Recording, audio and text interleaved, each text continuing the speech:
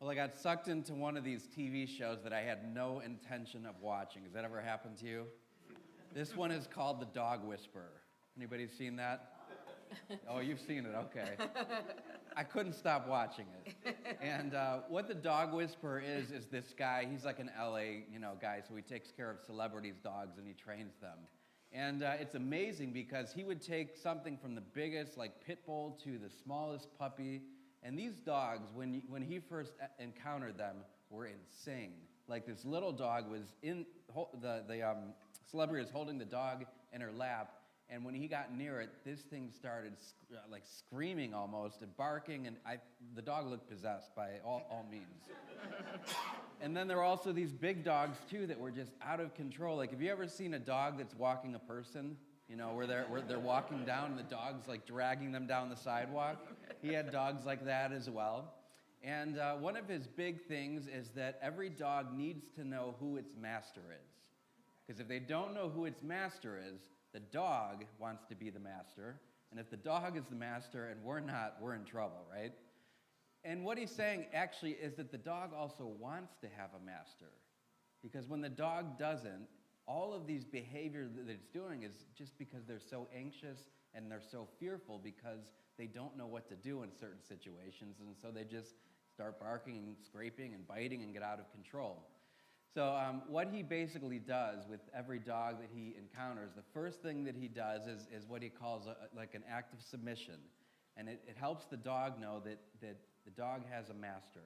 I'm not saying this is how you should do your dog, so if you don't want to do it this way, I'm not recommending anything. I'm just using this as an analogy.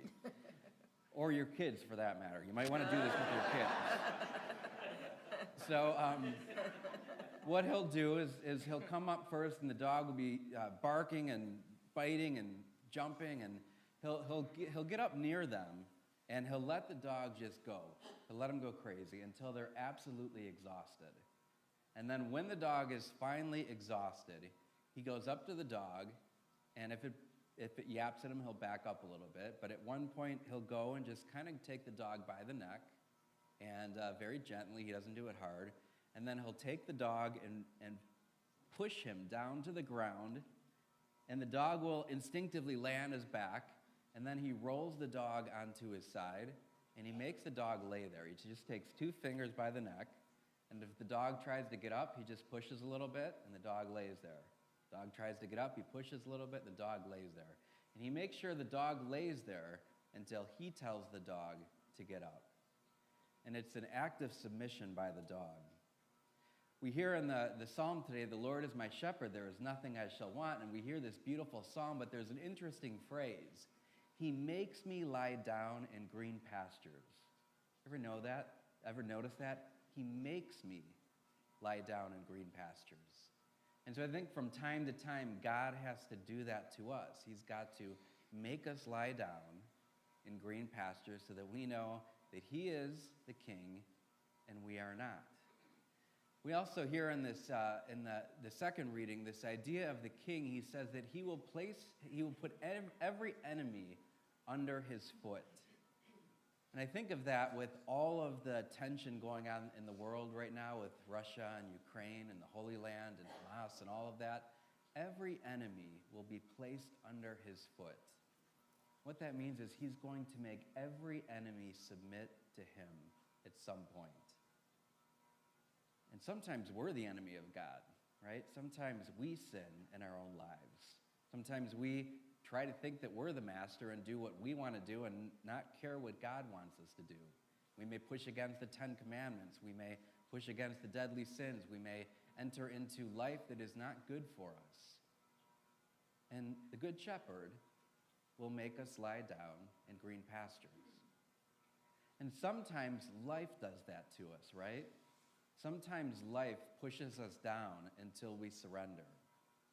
I think in Alcoholics Anonymous, they call it hitting rock bottom. When a person hits rock bottom, they finally give up and they give themselves over to the higher power. I think that happens to each and every one of us, that at some point we stop fighting with God, we stop struggling, we stop wanting to do things our own way, and we finally just give in. And we allow ourselves to be laid down beside those still waters. So as we celebrate this feast of Christ the King, we celebrate this reality that he is the king, and we are not. And once we realize that he is the king, life becomes much less anxious because we're not worried so much about making things work or doing things that we want to do or, just handling all of life. When we surrender to him, we realize that he is God and we're not. And we don't have to control everything. We don't have to make everything happen. We don't have to be self-reliant or self-sufficient. We know that God will provide for us. We're given this beautiful image that at the end of time, he will destroy all things, even death will be under his submission. So what I invite you to do at the end of this homily is just close your eyes for a moment and think about where in our lives, where are we resisting God? Where are we out of control that God needs to actually make us lie down?